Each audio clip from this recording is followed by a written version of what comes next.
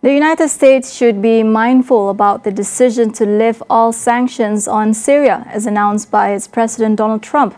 Director of the Middle East Program at Defense Priorities, Rosemary Kelanic, says the U.S. should exercise caution about backing the new leadership. The decision comes as Trump meets with Saudi Crown Prince Mohammed bin Salman, marking a high-profile engagement between the two nations. So Syria has been under sanctions for decades of various sorts. The most recent round of sanctions that the United States put on happened during the Arab Spring uprisings after Bashar al-Assad began brutalizing his own people in response to their uprising against his regime.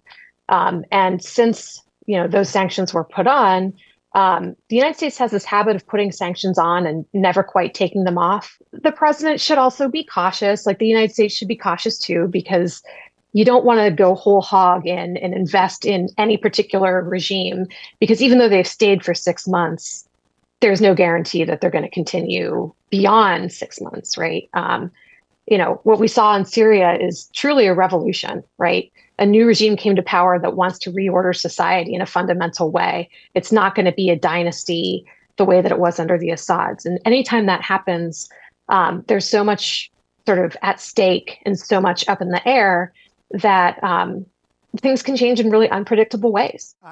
Trump said on Tuesday he would order the lifting of sanctions on Syria at the behest of Saudi Arabia's Crown Prince, a major U.S. policy shift ahead of an expected meeting with Syria's President Ahmed al-Shara.